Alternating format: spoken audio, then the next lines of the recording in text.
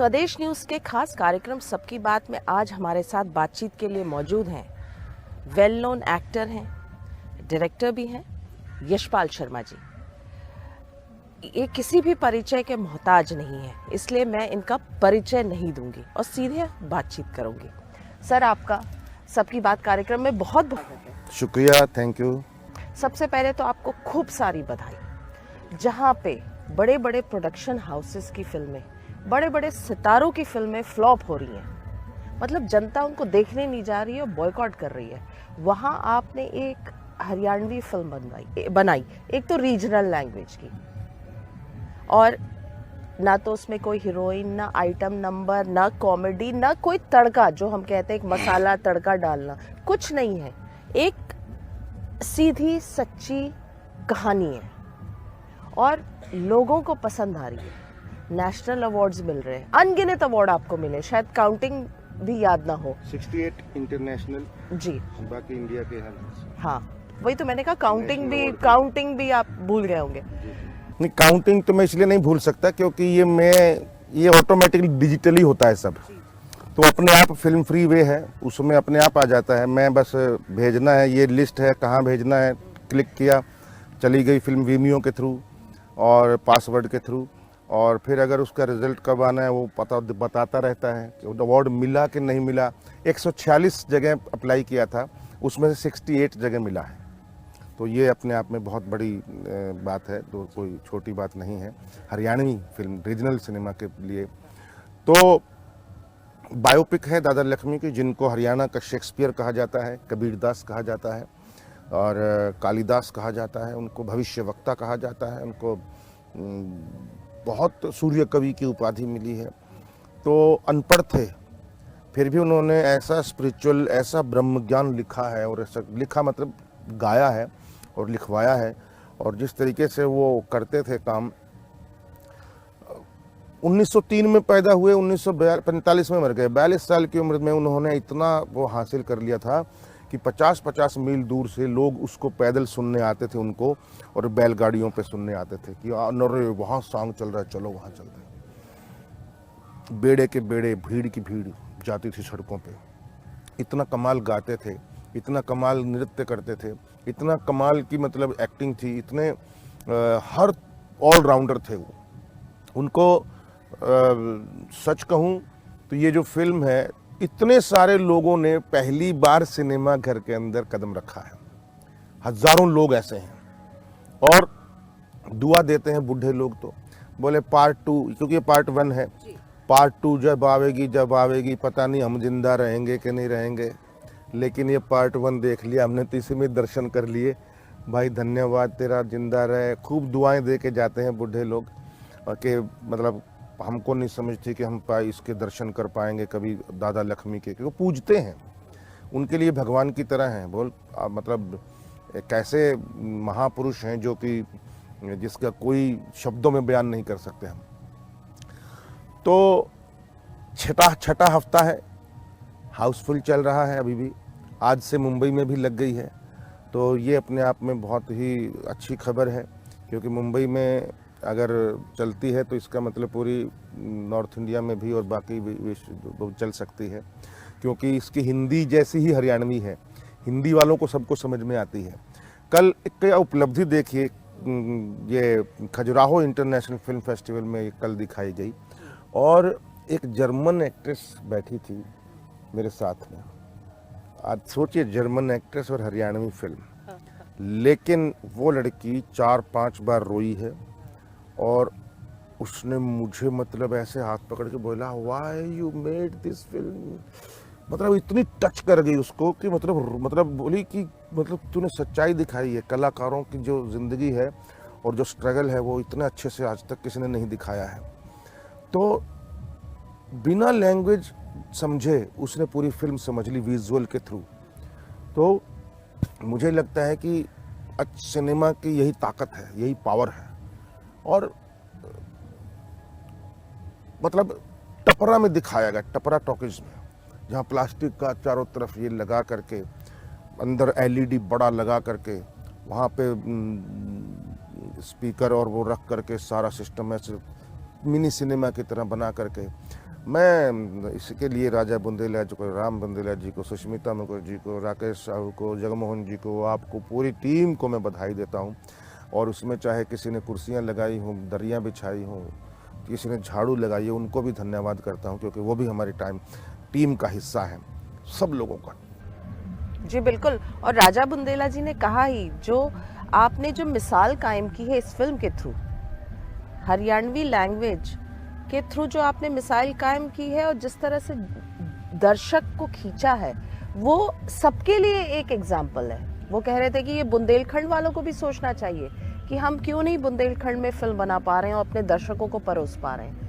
और आपकी फिल्म ने, अगर मैं कह सकती हूँ, तो एक तरह से आईना दिखाया है पूरे इंडस्ट्री को, पूरी इंडस्ट्री को, पूरे इंडिया को, बिल्कुल। क्योंकि देखिए कितनी बड़ी बड़ी फिल्में फ्लॉप हो रही हैं, बड़े बड़े प्रोडक्शन हाउसेस, यशराज बैनर की फिल्में, धर्मा प्रोडक्शन, बड़े बड़े फिल्म स्टार्स, कहीं कोई जनता नहीं जा रही। और आपकी फिल्मों में दर्शक उमड़ रहे हैं। आप ही ने बताया 6th वीक है और हाउसफुल है जी। तो जब आपने ये जर्नी शुरू की थी, तो आप उस समय भी इतने, मतलब आपके मन में उस समय क्या था? ठीक है, आप एक अच्छा कंटेंट बनाना चाह रहे थे, एक अच्छी फिल्म बनाना चाह रहे थे, लेकिन ऐसा मिसाल कायम होगा, इस प्रकार से कोई थॉट? देखिए, पता नहीं, कुछ एक रूहानी ताकत थी या एक कॉन्फिडेंस था, भरोसा था। मुझे ये पता था कि प्रोसेस में मैं जो भी कर रहा हूँ ना, मैं ठीक कर रहा हूँ। और मुझे दुख इस बात का है कि मेरे साथियों ने एक दो को छोड़ करके इतना भरोसा नहीं था। उनको ऐसा लग रहा था कि ये पैसा डूबेगा सारा। उनको ऐसा लग रहा था कि ये 5 लाख भी आ जाए वापस तो भी बहुत है। हरियाणवी फिल्म कोई देखने नहीं आता। एक तो हरियाणवी, ऊपर से 2 पार्ट में, ये पहला पार्ट है, ऊपर से कोई हीरोइन भी नहीं, ऊपर से कोई फाइटिंग भी नहीं, ऊपर से आइटम सॉन्ग भी नहीं, ऊपर से वल्गर या मीनिंग, डबल मीनिंग डायलॉग भी नहीं, और कुछ भी कॉमेडी भी नहीं, मतलब रोमांस भी नहीं, रोमांटिक सॉन्ग भी नहीं, एक लात मारो 5 लोग उड़ गए वो भी नहीं, कुछ भी नहीं, खून खराबा भी नहीं है। ये सब कुछ नहीं होने के बावजूद भी फिल्म चल रही है। ये कोई रूहानी ताकत है। क्योंकि मेरा कई लोगों ने मजाक भी उड़ाया कि भाई ये इतना टाइम लगा रहा है, ये कुछ नहीं, इसको बॉम्बे में काम नहीं मिल रहा, इसलिए ये हरियाणा में टाइम पास कर रहे हैं। तो बड़े मैंने सुना, लेकिन हर बार मेरी ताकत बढ़ती गई। मैंने मतलब हार नहीं मानी, बल्कि मेरे को उन तानों से, उस ह्यूमिलिएशन से, या उस चुगलियों से, या उस नेगेटिविटी से मैं और स्ट्रॉन्ग हुआ। और मैंने कसम क्या खाई, अपने आप से जिद की कि मैं जो करूँगा ना, अंतरात्मा से करूँगा, चाहे कोई भी हो, सुनूंगा सबकी, लेकिन करूँगा अपनी। तो वही हुआ, सबकी सुनी की अपनी। और लेकिन मेरे को पूरी टीम ने पूरा साथ दिया है। मैं किसी को नहीं भूल सकता। मैं जो चाहे जमाल गांव के लोग हों, जाटी के गांव हों, बकरियावाली के लोग हों, जो गांव जहां मैंने शूटिंग किया, उनके क्राउड के लोग हों, चाहे वो कोई भी हो, मुझे सबसे ज़्यादा अभी तक प्रेम है। और मैंने एक इतिहास कायम किया है इस बारे में कि मैंने तकरीबन 350 पोस्टर बनवाए हैं। 350 पोस्टर में जूनियर आर्टिस्ट तक का भी पोस्टर है। जो बैक स्टेज में जो हमारे एडिटर हैं उनका भी फ़ोटो है, जो आर्ट डायरेक्टर हैं उनका भी पोस्टर है, और जो कॉस्ट्यूम डिज़ाइनर है उनका भी पोस्टर है। तो मतलब मैंने किसी को भी छोड़ा नहीं। क्यों? हमेशा क्या होता है, हीरो का फ़ोटो आएगा, हीरोइन का आएगा, बाकी सब क्या मतलब इंसान नहीं है, उनकी भी सपने होंगे, उनका भी तो कुछ होगा अंदर। क्या एडिटर ने जितनी दिन रात मेहनत करी है, आर्ट डायरेक्टर ने दिन रात मेहनत करी है, राइटर ने दिन रात मेहनत करी है, क्या उनका कोई हक नहीं है? ये हमने कभी सोचा ही नहीं। ये इंडस्ट्री को भी सोचना चाहिए, बॉलीवुड वालों को, कि क्यों भाई, क्यों जो दिन रात जो काम करता है, वाहवाही सिर्फ हीरो क्यों ले जाए? बाकियों को भी मिलना चाहिए प्रसाद उसकी बातें में, उसका कम से कम हम पैसा नहीं दे सकते अगर किसी को, तो कम से कम मतलब उनको इज्जत तो दे सकते, सम्मान तो दे सकते हैं। बिल्कुल। एक ये बहुत बड़ा मैसेज है, एक बहुत स्ट्रॉन्ग मैसेज है फिल्म इंडस्ट्री के लिए, बॉलीवुड के लिए, क्योंकि जिस तरह से अभी जो ट्रेंड, जो आजकल बॉयकॉट ट्रेंड है, उसके बारे में क्या सोचते हैं? जिस तरह से जनता लगातार जो है ट्रोल कर रही है, चाहे वो फिर से जैसा मैंने कहा बड़े प्रोडक्शन हाउस हों, बड़े बड़े फिल्म स्टार्स हों, सबको ट्रोल कर रही है जनता बिल्कुल जवाब दिए जा रही है सोशल मीडिया पर। हाँ, लेकिन आप देखिए जो जो फिल्में फ्लॉप हुई हैं वो ट्रोल की वजह से शायद नहीं, ज़्यादा उतना फ़र्क नहीं पड़ा जितना कि फिल्म की क्वालिटी की वजह से। अब क्या है कि स्टारों से फिल्म नहीं चलती है भाई, स्टारों से फिल्म नहीं चलती है, चाहे वो ठग्स ऑफ हिंदुस्तान हो, चाहे वो ऊंचाई हो, या कोई भी फिल्म रही हो। बड़ी बड़ी फिल्में भी पीछे रक्षाबंधन और लाल सिंह चड्ढा, जितनी भी फ्लॉप हुई हैं सारी फिल्में, ये बड़े स्टारों, अब ये स्टारों को छोड़ देनी चाहिए ये जिद कि मैं हूं तो फिल्म हिट होनी होनी है।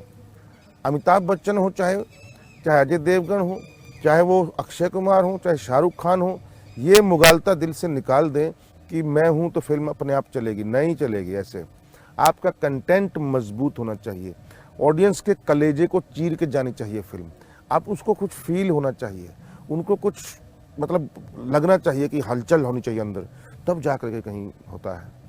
सिनेमा बिल्कुल बदल गया है कोरोना के बाद, लॉकडाउन के बाद। जिस तरह से एक पूरा ओटीटी का एक प्लेटफॉर्म पूरा खुल गया, लोग जिस तरह से एक्सपोज हुए, चाहे वो रीजनल टीवी सीरीज़ हैं या इंटरनेशनल फिल्म्स हैं, ये सब कंटेंट देख के जनता ने ये एक तरह से कह दिया है कि कंटेंट ही अब हीरो है, कंटेंट ही अब स्टार है। आप देखिए कितनी छोटी छोटी फिल्में हिट हो जाती हैं, और जैसे पहले होता था कि शाहरुख खान, आमिर खान, ये सब बुलाते थे, इनके कारण बॉक्स ऑफिस तक जनता आती थी, अब नहीं आ रही है। साउथ की फिल्में लगातार जिस तरह से बॉक्स ऑफिस पे कमाल कर रही हैं, उसको लेकर आप क्या कहें? नहीं, मैंने पहले ही कहा कि कंटेंट ही हीरो है, कंटेंट मजबूत होना चाहिए। सिनेमा तभी देखेंगे लोग जब उसकी कहानी मजबूत होगी, परफॉर्मेंस मजबूत होगी, उसमें रियलिटी होगी। अब वो मतलब जो है बड़ा बड़ा जो खेल है वो या तो फिर सीधा ही बनाओ RRR, अगर पैसा चाहिए कांतारा बनाओ, या फिर रियल सिनेमा बनाओ। ये बीच के जो रास्ते हैं, ना इधर के ना उधर के, वो थोड़ा सा गलत है। तो या तो पूरा ही स्पाइडरमैन बनाओ भाई, और या फिर रियल सिनेमा बनाओ, जो कि पंचायत जैसे OT सीरीज है ना, OTT के जैसे पंचायत, गुल्लक जैसी चीज़ें जो कितनी दिल के करीब लगती हैं आपको। तो मेरा यही मानना है, और मुझे लगता है बहुत ही सिंपल सी जो कहानियां हैं, दिल को छूने वाली, डे टू डे लाइफ वाली कहानी। आपके आने वाले प्रोजेक्ट्स क्या हैं? मेरे आने वाले तो प्रोजेक्ट, तो एक तो पहले ये दादा लक्ष्मी में ही बिजी हूँ, फिर विक्की कौशल और मानुषी छिल्लर के साथ एक यशराज की फिल्म है द ग्रेट इंडियन फैमिली, जो कि काफ़ी बड़े बजट की फिल्म है। फिर अभी एक अनुष्का शर्मा के साथ शूटिंग चल रहा है, अनुष्का शर्मा के प्रोडक्शन हाउस के साथ। और उसके बाद कबीर खान का एक फिल्म है जो नया आने वाला, तो उसमें है कुछ। एक नेटफ्लिक्स की वेब सीरीज़ है, पंचायत वाले ही प्रोड्यूसर हैं, पंचायत गुल्लक वाली कंपनी है। तो इस तरीके से कुछ प्रोजेक्ट हैं। फिर 2 OTT पर फिल्में आनी है मेरी, मूसो और छिपकली, जिसमें लीड रोल है। छिपकली बड़ा इंटरेस्टिंग, बहुत मेरा अभी तक का बेस्ट परफॉर्मेंस मैं कह सकता हूँ इसको। और दूसरा एक M for माफिया, एक 8 एपिसोड का वेब सीरीज है जो OTT पे आएगा, जल्दी ही आएगा उसका, और लगभग तैयार है। हमने आपको थिएटर में बहुत देखा है, अभी इन दिनों आप कर पा रहे हैं थिएटर? अभी थोड़े टाइम के लिए छोड़ा है, जब से कोरोना हुआ ना तब से छोड़ा है, क्योंकि मैं अपनी फिल्म के अंदर पोस्ट प्रोडक्शन में बहुत बिजी हो गया।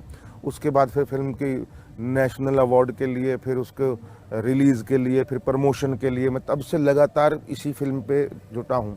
आपने प्रमोशन की बात की तो एक सवाल ज़रूर बनता है, मैं पूछूंगी। जिस तरह से हम देखते हैं कि बड़ी बड़ी फिल्में जो है, जितना टाइम शायद वो शूट नहीं करते हैं, उससे ज़्यादा समय वो फिल्म को प्रमोट करने में लगाते हैं। बहुत सारी गिमिक्री होती है, मार्केटिंग, PR होता है, स्टंट्स होते हैं, उसको आप कैसे देखते हैं? देखिए, मैं करोड़ों रुपए लगाते हैं लोग, और मैंने अभी मेरे प्रोड्यूसर के पास एक तमिल अखबार की कटिंग आई, तो उसने बोला भाई मेरे को क्यों भेज रहा है, ये मुझे तमिल नहीं आती है। बोले ये तमिल में क्या लिखा है वो तो पूछो। बोले क्या लिखा है? बोला तमिल में ये लिखा है, ये अखबार की कटिंग, कि अगर इंडिया में किसी को प्रमोशन सीखनी हो तो यशपाल शर्मा और दादा लक्ष्मी टीम से सीखे, क्योंकि हम गली गली भागे हैं, रोड रोड गए हैं पोस्टर लेकर के, और हमने मतलब पोस्टरों की भरमार कर दी पूरे हरियाणा के अंदर। गली गली में, मोहल्ले मोहल्ले, गांव गांव में जा करके, छोटी छोटी दीवारों पर, छोटे छोटे चौबारों पर, छोटे पेड़ पर, बड़ के पेड़ पर, ये सारे पोस्टर लगाए हैं और मतलब एक क्रांति की तरह रिवोल्यूशन हुआ है और जिसका रिजल्ट भी हमको देखने को मिला। तो मुझे लगता है कि हम जो मार्केटिंग गिमिक्स है, अब लोगों को आपसे सीखना चाहिए। वो उनका मानना है, क्योंकि इस फिल्म की जो प्रमोशन हुई है जी पूछूंगी, अभी गोवा में हाल में ही फिल्म फेस्टिवल हुआ था, तो वहाँ पे जो इजराइल फिल्म मेकर उन्होंने कहा था कि द कश्मीर फाइल्स एक बहुत ही वल्गर और प्रोपेगेंडा वाली फिल्म है, उसको लेके बहुत तमाम जो है आरोप प्रत्यारोप का दौर चला था, हालांकि उन्होंने माफी भी नहीं मांगी थी उस बात को। आप क्या कहेंगे? नहीं, ऐसे किसी को कंडेम करना ठीक नहीं है। वो उनके विचार हैं, मैं उनको क्यों बोलूं कि आप गलत हैं। लेकिन किसी की जब भावनाएं जुड़ी हों किसी चीज़ से तो ये भाषा गलत है, ये भाषा गलत है। चाहे कुछ भी आप किसी और तरीके से आप उसको बोल सकते हैं, वो बोल देना चाहिए, क्योंकि वाकई में इतना खून खराबा हुआ, इतना जुल्म हुआ है। ये अब कश्मीर फाइल कैसी है मैं उसके बारे में बात नहीं कर रहा हूँ, क्योंकि मैंने देखी भी नहीं अभी तक, सच बताऊँ तो। लेकिन किसी भी फिल्म को, चाहे कोई भी हो, उस फिल्म को कंडेम करना, जबकि इतनी जनता सराह रही है कि उनकी भावनाएं जुड़ी होंगी, उनका कुछ तो मतलब पेन होगा अंदर, तो उसको इस तरीके से इस भाषा में रिजेक्ट करना, इस भाषा में रिजेक्ट नहीं करना चाहिए। आप क्रिटिसाइज कीजिए, आप क्रिटिसाइज कीजिए, अच्छे से कीजिए, हेल्दी क्रिटिसिज्म होना चाहिए। लेकिन वो इंडिया के नहीं है, इसीलिए उनका अपना एक विचार है। क्योंकि मैंने बाद में भी बोला, उन्होंने एक बार माफ़ी मांगी, उसके बाद फिर बोला कि मैंने माफ़ी तो मांग ली सबके कहने पे, लेकिन मैं वो अपनी बात पे कायम हूँ। तो अब उनको मानना है, ठीक है। एक और सवाल पूछूंगी आपसे, ये कई लोग ऐसा कहते हैं कि जो हिंदी फिल्में फ्लॉप हो रही है उसका मुख्य कारण जो है आदि चोपड़ा और करण जौहर हैं, जिन्होंने लगातार एक एनआरआई के लिए फिल्में बनाई। तो वो जिस तरह का कल्चर उन्होंने अपनी फिल्मों में दिखाया, जो लगातार हिट हुई एक समय में, वो इंडिया को रिप्रेजेंट नहीं करता है। इसीलिए अब ये हो रहा है कि अब ये सारी फिल्में जो इंडियन फिल्में, जो बॉलीवुड की फिल्में, वो फ्लॉप हो रही हैं, वो हमारे कल्चर को रिप्रेजेंट नहीं करती। नहीं, ऐसा कहना ठीक नहीं है, क्योंकि उन्होंने भी बहुत अच्छी अच्छी फिल्में दी हैं।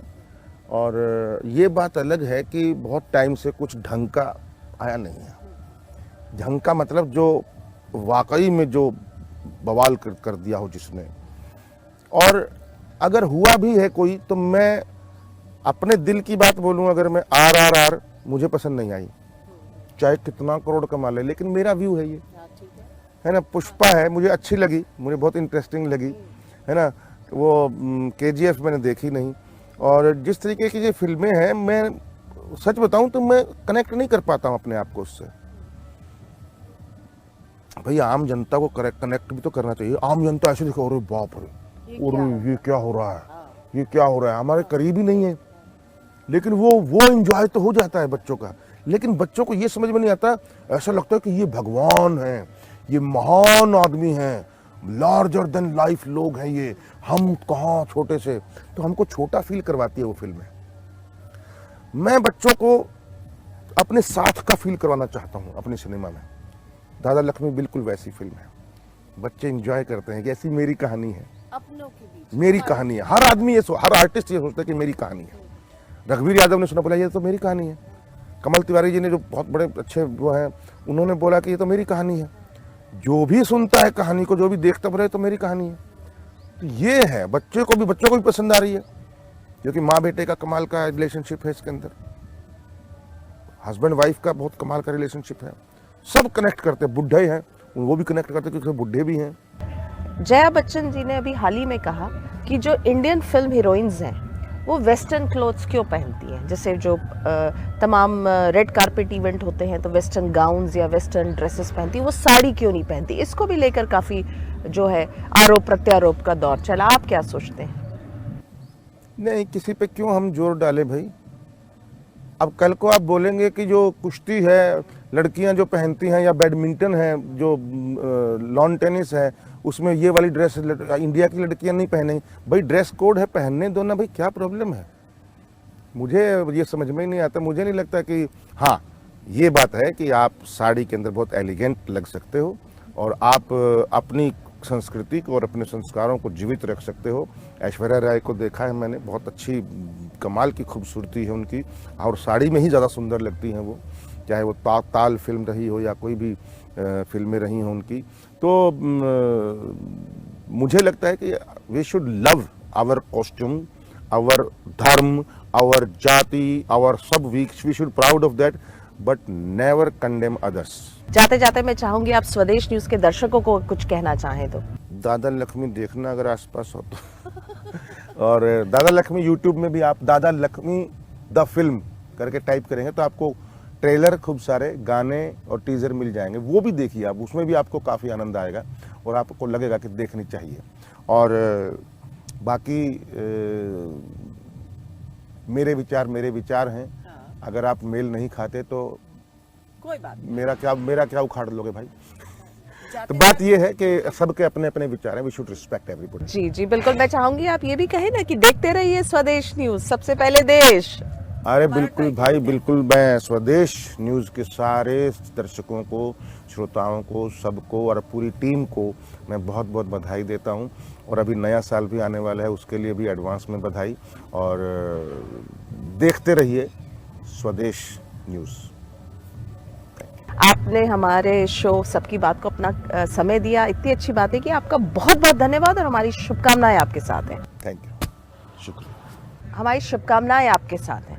तो दर्शकों, आज के शो में हमने बातचीत की वेल नोन एक्टर और डायरेक्टर यशपाल शर्मा जी से, जिनकी फिल्म बॉक्स ऑफिस पे लगातार कमाल कर रही है।